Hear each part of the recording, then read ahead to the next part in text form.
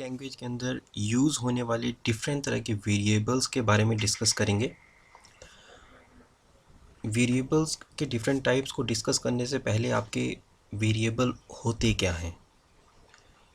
जब भी आप अपने प्रोग्राम के अंदर किसी तरह की डेटा वैल्यूज़ के ऊपर कोई ऑपरेशन परफॉर्म करते हैं या आप अपने प्रोग्राम के अंदर किसी तरह का डेटा एंटर करते हैं, तो उस केस में जो आपका डेटा है वो आपके कंप्यूटर की मेमोरी के ऊपर स्टोर किया जाता है। अगर आप उसको रीड कर रहे हो तो आप कंप्यूटर की मेमोरी से उस डेटा को रीड करोगे। अगर आप डाटा राइट कर रहे हो अपने प्रोग्राम में या एंटर कर रहे हो तो बेसिकली आप वो डेटा आपकी कंप्यूटर की मेमोरी के ऊपर कहीं पे स्टोर कर रहे हो। तो अब आपके जो कंप्यूटर की मेमोरी होती है उसके अपने कुछ एक एड्रेसेस होते हैं। जब भी आप किसी तरह के डेटा को एंटर करोगे या डेटा को रीड करोगे तो आप अपने प्रोग्राम के अंदर उन मेमोरी एड्रेसेस को एक्सेस करते हो जहाँ पे वो डेटा आपका स्टोर्ड रहता है या आप जहाँ पे डेटा को स्टोर करने जा रहे हो।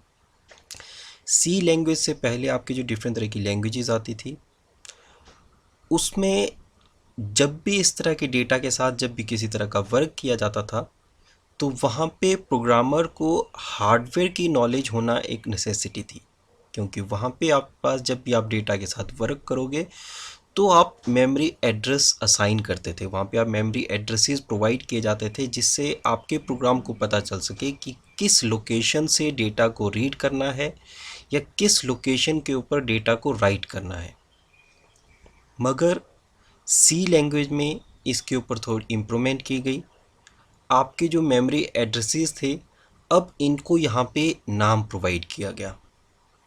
आपके जो वेरिएबल होते हैं वो बेसिकली आपके मेमोरी एड्रेसेस के नाम होते हैं जिससे उनको प्रोग्राम के अंदर पहचाना जाता है। तो वेरिएबल्स आने की वजह से आपकी जो सी लैंग्वेज से पहले जो आपके पास प्रोग्रामिंग लैंग्वेजेस होती थी उसमें जो एक कंपल्शन थी कि आपको हार्डवेयर की नॉलेज होना नेसेसिटी थी, वो यहाँ पे अब रिमूव हो गया। आपको अपने मेमोरी एड्रेसेस को रिमेंबर करना, उनको समझना नेसेसिटी नहीं रहती है। अब आप सिर्फ वेरिएबल का नाम लेके अपने प्रोग्राम के अंदर उन मेमोरी एड्रेसेस को कॉल कर सकते हो। तो बेसिकली आपके जो वेरिएबल होते हैं वो आपके प्रोग्राम के अंदर एक तरह की स्टोरेज लोकेशन होती है जो आपके प्रोग्राम के अंदर आपको एक डेटा स्टोर करने में आपकी हेल्प करते हैं। अब आपके पास जो वेरिएबल्स होते हैं सी लैंग्वेज में, ये हमारे पास तीन तरह के हैं। लोकल वेरिएबल्स होते हैं, global variable and static variables. First one आपके पास होते हैं those are local variables. Local variables आपके वो होते हैं जो एक फंक्शन के अंदर डिक्लेयर किए जाते हैं। जब आप लोकल वेरिएबल को डिक्लेयर करते हो तो अगर इसको डिक्लेरेशन के बाद आप किसी तरह की वैल्यू इनिशियलाइज नहीं करते हो, किसी तरह की वैल्यू आपके वेरिएबल्स को असाइन नहीं की जाती है, तो इन वेरिएबल्स में, लोकल वेरिएबल्स में ऑटोमेटिकली आपकी गार्बेज वैल्यू स्टोर होती है, मतलब एक तरह की जंक वैल्यू स्टोर हो जाती है। अब आपके जो लोकल वेरिएबल होते हैं, इसका जैसे ये एग्जांपल है, यहाँ पे आपके पास एक मेन फंक्शन है जिसमें आपने वेरिएबल लिया है int a is equal to 3, b is equal to 5। Sorry, equal to नहीं कहा जाएगा, यहाँ पे हम इनको असाइन कहते हैं। a assign 3 and b assign 5, जो आपकी प्रोग्रामिंग में करेक्ट लैंग्वेज रहेगी। अब आपके जो लोकल वेरिएबल्स होते हैं उनको सिर्फ और सिर्फ जिस फंक्शन के अंदर उनको डिक्लेयर किया गया है उनको सिर्फ वहीं पे ही यूज़ किया जा सकता है। आप उस फंक्शन से बाहर अपने प्रोग्राम के अंदर किसी दूसरे फंक्शन में अपने लोकल वेरिएबल्स को यूज़ नहीं कर सकते। हर एक फंक्शन के अंदर जो भी वेरिएबल डिक्लेयर होंगे वो सिर्फ लोकली उसी फंक्शन के अंदर यूज़ किए जा सकते हैं। आपके प्रोग्राम में अंदर जितने फंक्शंस होंगे सभी फंक्शन में अगर आप वेरिएबल्स डिक्लेयर करते हो तो वो सिर्फ अपने अपने रिस्पेक्टिव फंक्शन के अंदर ही वर्क करेंगे। जैसे सपोज हम यहाँ पे एक एग्जांपल के तौर पे देखते हैं। जैसे हमारे पास यहाँ पे मेन फंक्शन है, इसमें हम वेरिएबल डिक्लेयर करते हैं int a is equal to 10,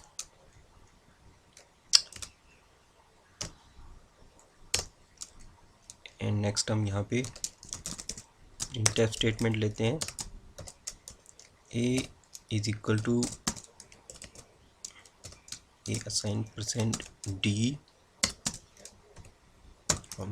a। Next यहाँ पे हम एक फंक्शन कॉल कर देते हैं। नेक्स्ट हमने फंक्शन कॉल किया, अब इस फंक्शन को डिफाइन करेंगे। अब इस फंक्शन में हम बेसिकली आपकी जो a की वैल्यू है इसको फिर से प्रिंट करने की कोशिश करते हैं। printf a equal to %d, a। तो यहाँ पे आपका a वेरिएबल है जिसको आपने मेन फंक्शन के अंदर डिक्लेयर किया, यहीं पे इसको आपने 10 वैल्यू असाइन कर ली। अब आप जब फंक्शन c कॉल करते हो तो यहाँ पे हम इसी a की वैल्यू को प्रिंट करने की कोशिश कर रहे हैं। इसको अब रन करते हैं।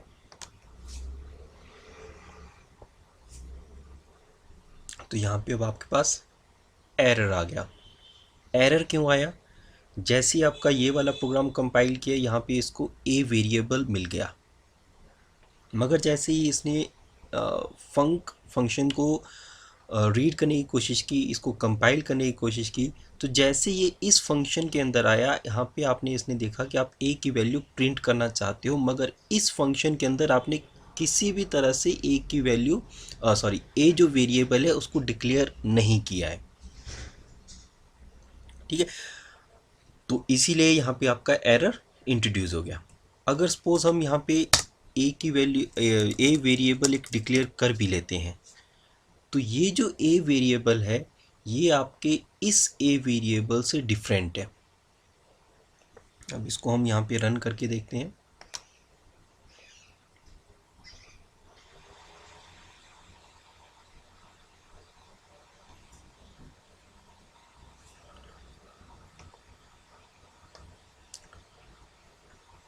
तो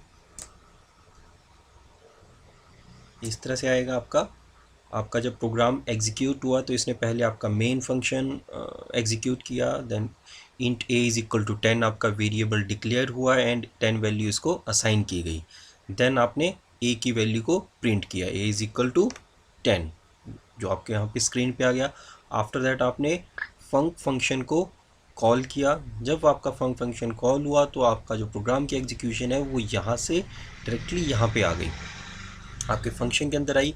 यहाँ आपने इंट a वेरिएबल एक डिक्लेयर किया और इस a की वैल्यू को आपने प्रिंट करने की कोशिश की। अब ये जो a है आपका ये मेन फंक्शन से डिफरेंट है और आपने इस a वेरिएबल को किसी भी तरह की वैल्यू असाइन नहीं की है। तो पहले जब हम यहाँ पे प्रिंट फंक्शन लेंगे तो ये क्या है, ये आपकी a की वैल्यू यहाँ से नहीं पिक करेगा क्योंकि ये आपका लोकल वेरिएबल है। इसको आपने एक फंक्शन के अंदर डिक्लेयर किया है, तो ये आपका एक लोकल वेरिएबल है जिसको इस मेन फंक्शन के अंदर ही यूज़ किया जा सकता है। ये आपका फंक्शन जो है ये आपका एक डिफरेंट फंक्शन है, तो इसके अंदर आप जो a की वैल्यू है वो आपके मेन फंक्शन से पिक नहीं कर सकते। आपका a वेरिएबल यहाँ पे डिफरेंट है, a वेरिएबल यहाँ पे डिफरेंट है। अब जब आपने a को यहाँ पे किसी तरह की वैल्यू असाइन नहीं की है, तो आपके जो लोकल वेरिएबल्स को जब डिक्लेयर किया जाता है, तो अगर आप किसी तरह की वैल्यू अपने वेरिएबल को असाइन नहीं करते हो तो उसमें आपके पास एक गार्बेज वैल्यू स्टोर हो जाती है। तो जैसे यहाँ पे आपके पास a के अंदर जो वैल्यू है दैट इज 200316026, जो हमने असाइन नहीं की, इस फंक्शन ने कहीं से खुद पिक की है। ठीक है, तो इसका हमारे लिए कोई मतलब नहीं है। तो इस तरह की जो वैल्यूज़ होती हैं ये एक तरह की आपकी गार्बेज वैल्यू इनको कहा जाता है, ये आपकी जंक वैल्यूज़ होती हैं। तो ये होती हैं आपके पास लोकल वेरिएबल। अब नेक्स्ट आपके पास आते हैं ग्लोबल वेरिएबल। ग्लोबल वेरिएबल आपके आउटसाइड द फंक्शन डिक्लेयर किए जाते हैं। जो आपके लोकल वेरिएबल्स होते हैं वो आपके प्रोग्राम के अंदर किसी भी फंक्शन से एक्सेस किए जा सकते हैं। जब भी आप अपने लोकल वेरिएबल्स को डिक्लेयर करोगे, तो अगर आप उसमें किसी तरह की वैल्यू असाइन नहीं करते हो, तो इनमें ऑटोमेटिकली ही ज़ीरो वैल्यू इनिशियलाइज हो जाती है।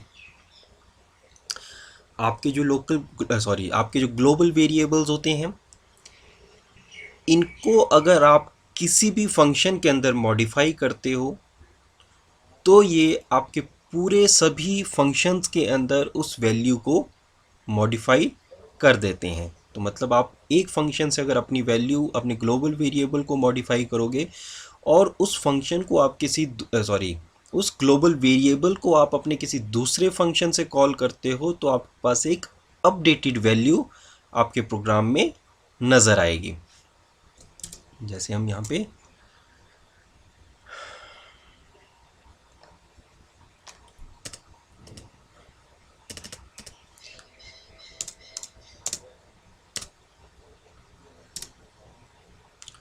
अब आपके जो ग्लोबल वेरिएबल्स होते हैं, ग्लोबल वेरिएबल को हम फंक्शन से बाहर डिक्लेयर करते हैं। तो जैसे हम मेन फंक्शन है आपके पास, इससे बाहर डिक्लेयर करेंगे, तो इससे पहले किया जाएगा int a is equal to 10। ये असाइन 10 आपने वैल्यू दे दी। अब ये जो आपका ए वेरिएबल है, इसको आप मेन फंक्शन से भी यूज़ कर सकते हो, फंक्शन से भी यूज़ कर सकते हो।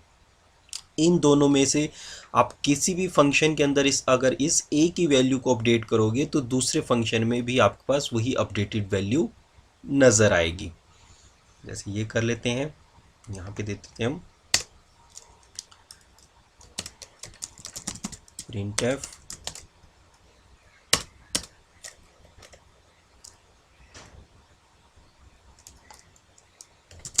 is value before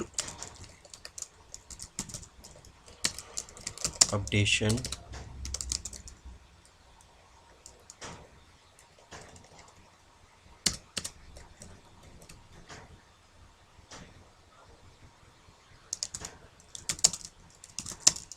in the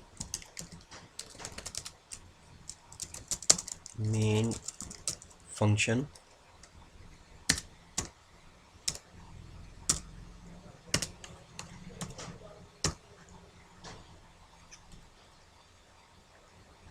after that आप यहाँ पे ए की वैल्यू को इंक्रीमेंट ऑपरेटर यूज़ कर सकते हैं। हम ए की वैल्यू को इंक्रीमेंट किया गया, इंक्रीमेंट करने के बाद आपने फंक्शन को डिक्लेयर किया। अब आप यहाँ पे आ गए। अब यहाँ पे हम फिर से इस वेरिएबल को डिक्लेयर करने की ज़रूरत नहीं है, हम इसको आपके ग्लोबली यहाँ बाहर से ही पिक कर रहे हैं। अब यहाँ पे एक और printf स्टेटमेंट लेते हैं, is value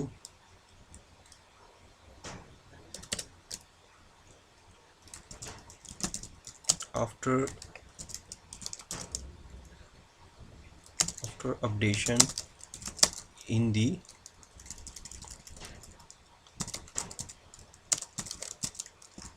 function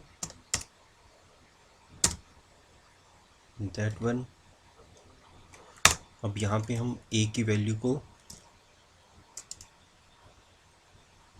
a plus equal to 4 कर लेते हैं। a की वैल्यू में हम यहाँ पे अब 4 और ऐड कर लेते हैं। Then printf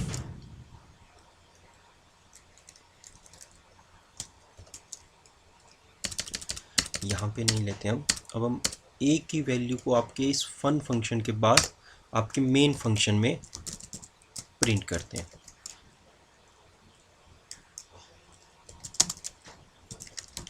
is value after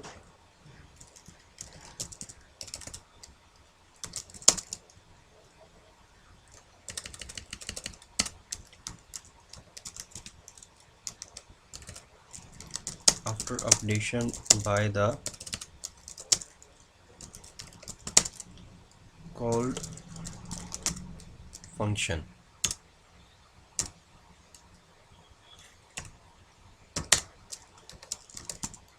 printf a equal to %d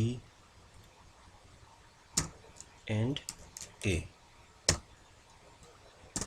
अब इस प्रोग्राम को हम रन करते हैं।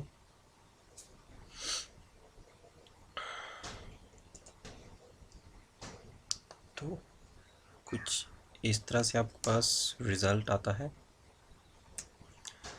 आपका मेन फंक्शन एग्जीक्यूट होना स्टार्ट हुआ। आपका first print strategy A is value before updation in the main function. तो आपकी ए की जो वैल्यू है दैट वन इज़ योर 10। आपने बाहर ए की वैल्यू को 10 इनिशियलाइज़ किया था, ए असाइन किया था, आप ए को आपने 10 वैल्यू असाइन की थी। तो आपके पास यहाँ पे जब इस वैल्यू को एक्सेस किया गया तो ए इज़ इक्वल टू 10। फिर आपकी ए की वैल्यू को यहाँ पे इंक्रीमेंट किया गया, ए प्लस प्लस ए की वैल्यू आपकी एक इंक्रीमेंट की गई। तो यहाँ पे अब आपकी ए की जो वैल्यू बनेगी that one is your 11। After that आपने फंक्शन को कॉल किया। आपका जो प्रोग्राम है अब आपके इस फंक्शन से यहाँ पे इस फंक्शन के ऊपर मूव कर गया। अब यहाँ पे आपकी first statement executive print f as value after updation in the function, as value after updation in the function. तो यहाँ पे आपने ए की वैल्यू को फिर से कॉल किया। ए आपका ग्लोबल वेरिएबल है तो इसको हम फिर से यहाँ पे क्या है एक्सेस कर रहे हैं। मगर यहाँ पे अब ए की वैल्यू आप देखोगे दैट वन इज योर 11। आपने 11 जो वैल्यू है वो आपने यहाँ पे अपडेट की थी। तो इसने क्या है, जब आपने आपकी ए की वैल्यू एक फंक्शन में आपने अपडेट की तो इसने आपकी जो ग्लोबल वेरिएबल है उसकी वैल्यू को अपडेट कर दिया। तो अब यहाँ की जो अपडेटेड वैल्यू है वो बाकी फंक्शन में एक्सेस होगी। तो जब आपने अपने फंक्शन के अंदर आपके ए की वैल्यू को एक्सेस करने की कोशिश की तो वहाँ पे आपको अब अपडेटेड वैल्यू मिली, a is equal to 11। After that हम आपके फंक्शन के अंदर अब आपके ए जो वैल्यू है उसके अंदर आप 4 ऐड कर रहे हो। तो 11 के अंदर आप 4 ऐड करोगे वो आपका 15 बन जाएगा। आफ्टर दैट आपका जो फंक्शन है इसका रोल ख़त्म हो जाता है। ये आपका प्रोग्राम, ये आपका फंक्शन टर्मिनेट हो जाता है और आपके प्रोग्राम की एग्जीक्यूशन यहाँ से बैक फिर आपके प्रिंटफ स्टेटमेंट, आपके फंक्शन से नेक्स्ट जो स्टेटमेंट है वहाँ पे मूव कर जाएगी। तो ये वाली आपकी स्क्रीन के ऊपर प्रिंट होगी, A is value after updation by the called function. आपके कॉल्ड फंक्शन ने जो वैल्यू अपडेट की वो अब हम यहाँ पे प्रिंट एफ ले रहे हैं, a is equal to %d a। तब आपका फंक्शन था इसने आपकी ए की वैल्यू में 4 ऐड किए तो आपकी 15 होगी। ये 15 फिर आपके इस ग्लोबल वेरिएबल में स्टोर हो गए। आफ्टर दैट जब आपके मेन फंक्शन के अंदर फिर से ए की वैल्यू को कॉल किया गया तो आपके पास अब नई वेरिएबल वैल्यू शो हो रही है, ए इज इक्वल टू 15।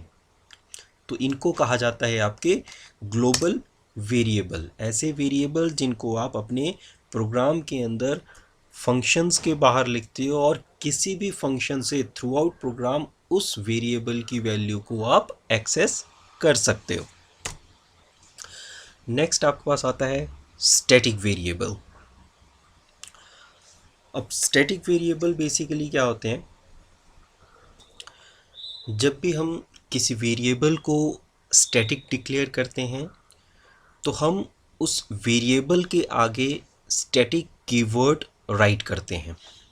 जैसे आपका यहाँ पे सिंटैक्स दिया गया है, हम यहाँ पे ये स्टैटिक कीवर्ड लिखेंगे। आफ्टर दैट जैसे हम वेरिएबल डिक्लेयर करते हैं data type and variable name, तो जब हम किसी वेरिएबल डिक्लेरेशन के आगे स्टैटिक लिखते हैं तो वो वेरिएबल आपका स्टैटिक डिफाइन हो जाता है। स्टैटिक वेरिएबल्स की जो वैल्यू होती है वो डिफरेंट फंक्शन कॉल्स के बीच में हमेशा रिटेन करके रखता है। हम एग्जांपल में देखेंगे, जैसे कई बार आप फंक्शन को कॉल करते हो, आपने एक बार एक फंक्शन कॉल किया, उसके अंदर आप जिस तरह के वेरिएबल डिक्लेयर कर रहे हो, आपने वेरिएबल डिक्लेयर किया, उसको किसी तरह की वैल्यू असाइन की। आफ्टर असाइनिंग दैट वैल्यू आप उस वैल्यू में अपडेट करते हो। अपडेट करने के बाद सपोज आपका जो फंक्शन है वो ख़त्म हो जाता है, आपका प्रोग्राम की एग्जीक्यूशन है वो फिर से आपके मेन के अंदर वापस चली जाती है। अब मेन से आप उसी फंक्शन को एक बार दोबारा कॉल कर रहे हो। जब आप दोबारा कॉल करोगे तो आपका वही फंक्शन फिर से वर्क करना शुरू करेगा। तो जैसे आपका फंक्शन फिर से वो वर्क करना शुरू करता है तो वहाँ पे आपका जो वेरिएबल है उसको आप जो आपने वहाँ पे डिक्लेयर किया था उसकी वैल्यू फिर से इनिशियलाइज हो जाती है। तो मतलब उसकी जो वैल्यू आपने चाहे लास्ट टाइम अपडेट की थी, मगर वो अपडेटेड वैल्यू शो नहीं होगी, आपकी वो वैल्यू फिर से वहीं से चलेगी जहाँ से आपने उस चीज़ को डिक्लेयर किया है। अब आपके जो स्टैटिक वेरिएबल्स होते हैं, जब भी इनको डिक्लेयर किया जाता है, अगर उसको आप किसी तरह की वैल्यू असाइन नहीं करते हो, तो इसमें जो वैल्यू होती है वो ऑटोमेटिकली ही ज़ीरो असाइन हो जाती है। तो इसकी वैल्यू आपको ऑटोमेटिकली ज़ीरो मिलेगी। जैसे हम यहाँ पे ये ले लेते हैं, इसको हटा देते हैं। अब इसमें भी जैसे देख लेते हैं, हमने यहाँ पे एक चीज़ नहीं करके देखी कि आपकी वैल्यू, अगर आपने ए को किसी तरह की वैल्यू अगर आप असाइन नहीं करते हो, तो ग्लोबल वेरिएबल है, तो ग्लोबल वेरिएबल में क्या होता है, आपकी जो ए की वैल्यू ऑटोमेटिकली ज़ीरो असाइन हो जाती है। अब आपने यहाँ पे किसी तरह की वैल्यू असाइन नहीं की। अब इसको एग्जीक्यूट करते हैं,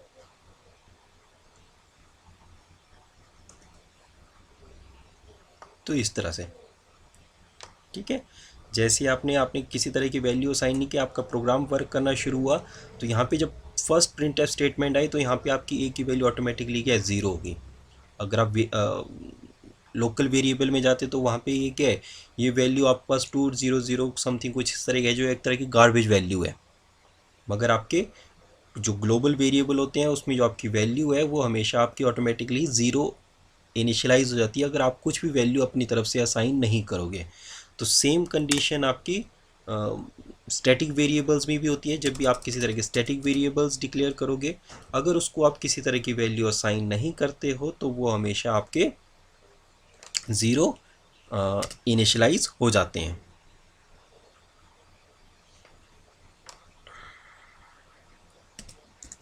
अब जैसे हम यहाँ पे प्रोग्राम बनाते हैं, आपका जो मेन फंक्शन है, यहाँ पे आप एक फंक्शन को कॉल करते हो। अगेन हम इसको कॉल करते हैं,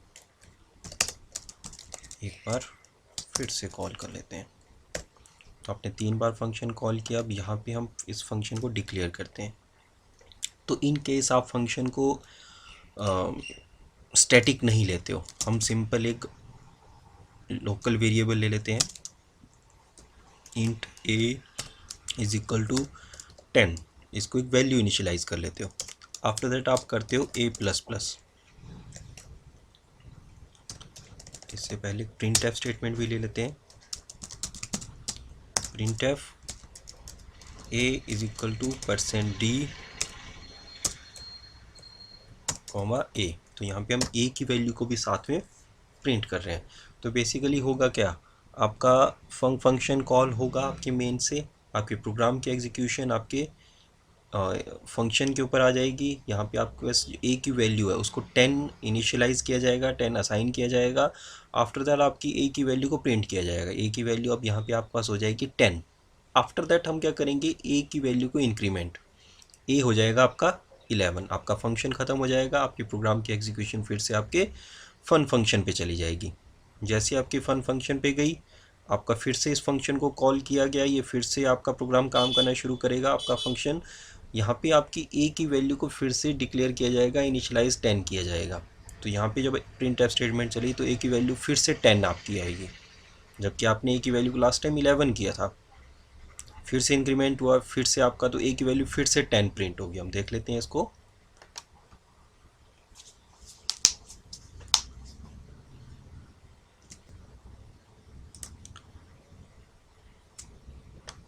इस तरह से, ठीक है। तो बेसिकली आप चाहे यहाँ पे ए की वैल्यू को इंक्रीमेंट कर रहे हो, मगर जब आप फंक्शन को दोबारा कॉल करते हो तो आपकी ए की जो वैल्यू है वो फिर से इनिशियलाइज हो जाती है। ये होती है आपकी लोकल वेरिएबल्स की बात। अगर आप इस वेरिएबल को स्टैटिक डिक्लेयर करते हो, इस तरह से स्टैटिक वेरिएबल अगर आप इसको डिक्लेयर करते हो, तो आपके जो स्टैटिक वेरिएबल्स होते हैं उनकी जो वैल्यू है, चाहे आपका ये फंक्शन कितनी भी बार आप इसको कॉल कर रहे हो, आप इसको बार बार कॉल कर रहे हो, मगर आपका जो ए वेरिएबल है इसकी वैल्यू को एक ही बार इनिशियलाइज किया जाएगा। जब भी आपका फंक्शन फर्स्ट टाइम कॉल होगा उसी टाइम पे आपका स्टैटिक वेरिएबल इनिशियलाइज किया जाएगा। आफ्टर दैट अगर आप ए की वैल्यू में किसी तरह के चेंजेस करोगे तो नेक्स्ट टाइम जब भी आपका फंक्शन कॉल होगा तो वहाँ पे आपकी मॉडिफाइड वैल्यू का यूज़ किया जाएगा, ना कि वैल्यू आपकी फर्स्ट जो फंक्शन के अंदर आपने इनिशियलाइज की है वो यूज़ होगी। जैसे हमने यहाँ पे इसको स्टैटिक बना लिया, इसको अब हम रन करते हैं।